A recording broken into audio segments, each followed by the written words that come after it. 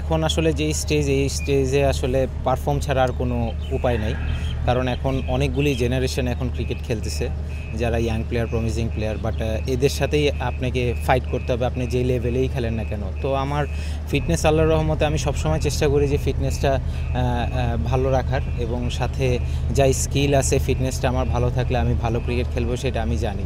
তো আমি যেখানেই খেলি না কেন আমি চাই যে আমি ভালো খেলার, প্লাস আপনার আমার যেই রানটা বা আমার যে কন্ট্রিবিউটটা আমি যেটা করি সেটা যাতে দিন শেষে টিমের হেল্প হয়, সেটাই আমি সবসময় চেষ্টা করি। একটা সময় জাতীয় দলে খেলেছিলেন, এখন নিশ্চয়ই ক্রিকেটটা এনজয় করছেন না, কিংবা জাতীয় দলের স্বপ্নটা কি এখনও দেখেন কিনা, কিংবা আপনার ছেলেও আসলে ক্রিকেটটা শুরু করেছে, নিশ্চিতভাবে তাকে দিয়ে সেই স্বপ্নটা আরও একবার পূরণ করার চেষ্টা করবেন?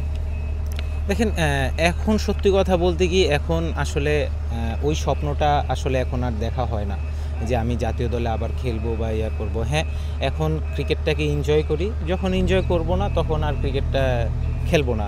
হ্যাঁ, সব ধরনের ক্রিকেট থেকেই নিজেকে সরিয়ে নিব। বাট এখন পর্যন্ত আল্লাহর রহমতে এনজয় করছি, তো চেষ্টা করছি যে এটা আরও কিছুদিন যাতে কন্টিনিউ করতে পারি, পারফরমেন্সটা কন্টিনিউ করতে পারি, তাহলে দেখা যাবে যে অ্যাটলিস্ট চেষ্টা করব যে সম্মানের সাথে যাতে ক্রিকেটটা ছাড়তে পারি। লম্বা সময় জাতীয় দলে খেলার একটা স্বপ্ন নিশ্চয়ই আপনার ছিল শুরুর দিকে, শেষ দিকে যখন আপনি ভারতের বিপক্ষে একটা ভালো ইনিংস ছিল আপনার, ক্যারিয়ারটা বড় হলো না কেন জাতীয় দলে, কি মনে হয়?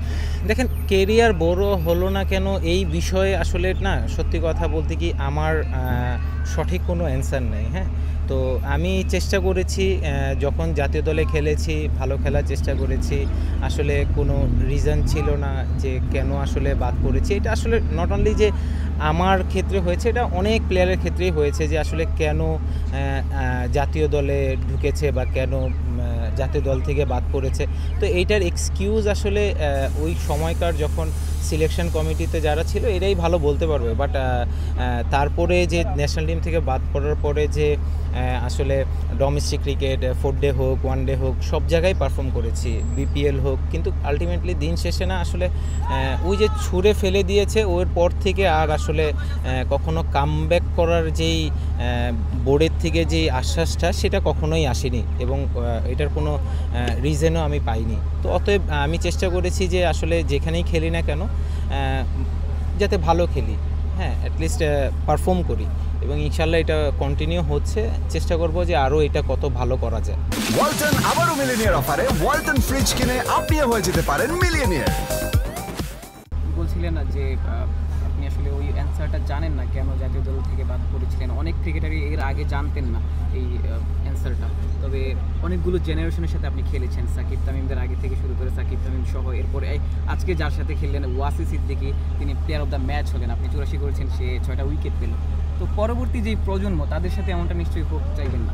দেখেন, আমি কিন্তু অলমোস্ট 11টা কি 12টা যদি ভুল না বলি জেনারেশনের সাথে অলরেডি খেলা হয়ে গেছে। হ্যাঁ, এই বছর নিয়ে আর কি। তো আপনি যদি দেখেন অনেক প্রমিজিং প্লেয়াররা আছে যারা আসলে ভালো খেলছে, ইয়াং প্লেয়াররা। ওয়াসির কথা আপনি বললেন, অসাধারণ বোলিং করেছে, সত্যি কথা। এই ম্যাচটা ও নিজেই হ্যান্ডেই ও ম্যাচটা জিতিয়েছে, এবং আশা করব যে এরকম প্রমিজিং প্লেয়ার যদি আসলে কন্টিনিউ পারফর্ম করে তাহলে আসলে কি হবে কি দেশের জন্য খুব উপকারে আসবে। হ্যাঁ, দেখেন ওর যে এখন যে কনফিডেন্স, 6টা উইকেট নিয়েছে, ম্যান অফ দ্য ম্যাচ হয়েছে, লাস্টের দিকে ব্যাটিং করে লাস্ট বলে একটা 6ও মেরেছে। তো ওর কনফিডেন্সটা যত গ্রো হবে, ও যত সুযোগ পাবে তত ওর জন্যও ভালো, প্লাস দেশে একটা আমাদের সত্যি কথায় ওরকম একটা লেগ স্পিনার আমরা সবসময় খুঁজে থাকি। হ্যাঁ, এখন রিশাদ খেলছে মাশাল্লাহ খুব ভালো। হ্যাঁ, তো কারো না কারো তো জায়গা ওর খেলতে হবে, তো অতএব পারফর্ম করতে হবে। হ্যাঁ, তো এখন যদি ওরা এরকম পারফর্ম করে, দায়িত্ব নেয়, তাহলে হয় একটা সময় গিয়ে দেশের ক্রিকেটটা অনেক ডেভেলপ হবে।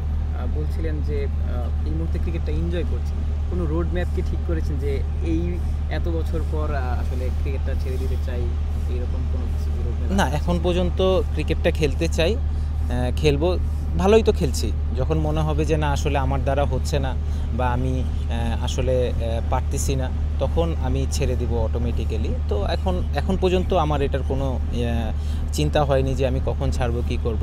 বাট ওই যে আগেও বলেছি যে আসলে সম্মানের সহিত ক্রিকেটটা ছেড়ে দেওয়াটাই ভালো। হ্যাঁ, কারণ আপনি যখন বোঝা হয়ে যাবেন তখন আপনি যখন ছাড়বেন তখন আসলে সত্যি কথা ওইটার কোনো মূল্য থাকবে না। যত ভালো অবস্থায় নিজেকে যত দ্রুত আপনি নিজেকে গুটিয়ে নিতে পারেন, এটাই ভালো। ভাই সমসাময়িক অনেকের চেয়ে মানে আপনার তো লম্বা ক্যারিয়ার, সমসাময়িক অনেকের চেয়েও আপনি ক্রিকেটটা ভালো বুঝেন, অনেকেই আলোচনা করে। তো মানে ক্রিকেট ক্যারিয়ার শেষে আসলে কী করবেন, কোচিং করাবেন বা এরকম কোনো কিছু চিন্তা করছেন কি? অবশ্যই আমি মনে করি যে আমি খুব ভালো ব্যাটিং কোচ হতে পারবো, এটা আমি ধারণা করি। আপনি হয়তো বা জানেন না যে আমি কিন্তু লাস্ট ইয়ার ইংল্যান্ড থেকে লেভেল 2 কোচিং অলরেডি ফিনিশ করেছি। হ্যাঁ, তো আমার লেভেল 2 সার্টিফিকেট কোচ আমি এখন, মানে সার্টিফিকেট আছে আমার। তো আমি চেষ্টা করব যে এত বছর খেলেছি, এতগুলি জেনারেশনের সাথে খেলেছি, হ্যাঁ, পারফর্ম করেছি। তো আমার এক্সপিরিয়েন্সটা আমি যদি আসলে টেবিলে বসে যাই, তাহলে হবে কি যে আমার যে এক্সপিরিয়েন্স, সেই এক্সপিরিয়েন্সটা জুনিয়ররা যারা আছে বা যারা ইয়াং প্লেয়ার আছে এরা আসলে নিতে পারবে না। তো আমি যদি আসলে মাঠে থাকি, যেহেতু এত বছর মাঠে ছিলাম, যদি মাঠে থাকি তাহলে হয়তো বা ক্রিকেটটাকে হেল্প হবে, ইয়াং প্লেয়াররা অনেক কিছু জানতে পারবে, শিখতে পারবে। তো আমি চেষ্টা করব যে খেলা ছাড়ার পর, এখনও তো বলতে পারছি না, খেলা যখন ইনশাল্লাহ ছাড়বো তখন ক্রিকেটের সাথেই থাকবো, এবং আমার ইচ্ছা যে আমি প্রপার ব্যাটিং কোচ হওয়ার। যেমন খেলেন ডিপিএল, যেমন খেলছেন, আপনার ফেসবুক বা এগুলো দেখলে বোঝা যায় আপনি খুব ফলো করছেন, ম্যাচ বাই ম্যাচ ফলো করেন, যে কে কত রান করলো সবার খোঁজখবর রাখার চেষ্টা করেন। মানে এই ডিপিএলে আপনার কাছে কাদেরকে মনে হয়েছে যে এরা আসলে বাংলাদেশের ভবিষ্যৎ, মানে আপনার দেখা মতো? দেখেন, অনেক প্লেয়ার আছে, হ্যাঁ, অনেক প্লেয়ার আছে। আপনি আলাদা করা যায়? দেখেন, আলাদা আমি এখন করতে পারবো না, কারণ এখন স্টিল নাও অনেকগুলি খেলা বাকি আছে। হ্যাঁ, তো আপনার মধ্যে কোয়ালিটি আছে, হ্যাঁ, ভালো খেলছে, এরকম অনেক প্লেয়ার আছে। আপনি নিজেও চাইলে হয়তো বা 15-20টা প্লেয়ার বাইর করতে পারবেন।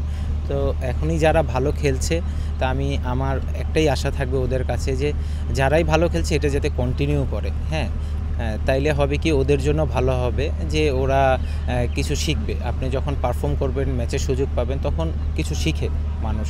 তো আমি চেষ্টা করব যে ওরা যারা আছে এরা পারফর্ম করবে কন্টিনিউ। শুভের লাস্ট প্রশ্ন একটাই, যে আপনি লম্বা সময় ঘরোয়া ক্রিকেটটা খেলছেন, ঘরোয়া ক্রিকেটে যারা পারফর্ম করেন, আপনি দেখেন আপনার টিমের এনামুল হক বিজয় এই মুহূর্তে highest run getter, Naim Sheikh রয়েছেন, তারা প্রতি বছরই আসলে হাইস্ট রান গেটারদের মধ্যে থাকেন। আপনিও আসলে লম্বা সময় ভালো পারফর্ম করেছেন, one of the best performer ডিপিএলে। কেন আসলে ঘরোয়া ক্রিকেটে ভালো পারফর্ম করে ন্যাশনাল টিমে সেটা কন্টিনিউ করা যায় না? দেখেন, আমাদের জিনিসটা হচ্ছে যে আমাদের কিছু কনসেপ্ট আছে যেটা আসলে সত্যি কথা চেঞ্জ করা উচিত। আপনি যখন ডোমেস্টিক প্রিমিয়ার লিগে আপনি যখন রান করবেন, আপনার টেস্ট টিমের সুযোগ পান। আপনি যখন টি20তে ভালো করবেন, আপনি টেস্ট টিমের সুযোগ পান বা ওডিআইতে সুযোগ পান। দেখেন, আপনি যেই ফরম্যাটে ভালো খেলবেন, ওই ফরম্যাটে সুযোগ পাওয়াটা এটা কিন্তু মানে ভালো সাইন। কজ হচ্ছে যে আপনি রিসেন্টলি ওই ফরম্যাটটা খেলে এসেছেন, আপনার কাছে ওই সময়টা রিসেন্টলি মুখস্থ ক্রিকেট হবে। বাট এখন যারা এই যে বিজয় বলেন, নাইম শেখ বলেন, এরা আসলে লম্বা সময় ধরে পারফর্ম করে আসছে। আপনি যদি নাইম শেখের কথা বলেন, অসাধারণ মানে একটা সিজন শেষ করেছে ও। হ্যাঁ, টি20তে বলেন, এনসিএল পুরা টুর্নামেন্টে বলেন, প্রিমিয়ার লিগে বলেন। হ্যাঁ, তো এরকম দেখেন আস্তে আস্তে আমাদের ক্রিকেটটা চেঞ্জ হচ্ছে। এরা আসলে লম্বা সময় ভালো খেলছে, বাট আমার মনে করি শুধু নাইম শেখ বিজয় কেন হবে? হ্যাঁ, আরও তো ইয়াং প্লেয়ার আছে, ওদেরও তো চিন্তাভাবনা হওয়া উচিত যে আমি বিজয়কে, আমি নাইম শেখকে আমি বিট করব। হ্যাঁ, তাইলে হবে কি, ওদের মধ্যে আকাঙ্ক্ষাটা থাকবে পারফর্ম করা। দেখেন, আপনি দিন শেষে যখন এরকম টপ 5-এ থাকবেন, তখন অটোমেটিক্যালি আপনার কোনো না কোনো লেভেলে আপনি খেলে ফেলবেন, রাইট? তো ওদের কাছ থেকেও অনেক কিছু শেখার আছে। জুনিয়ররা এই জিনিসগুলি যদি নিতে পারে, তাহলে আমি মনে করি ওদের জন্যও ভালো হবে, ওদের পারফরমেন্সের জন্য ভালো হবে, দেশের ক্রিকেটের জন্য ভালো হবে। Thank you so much. Thank you.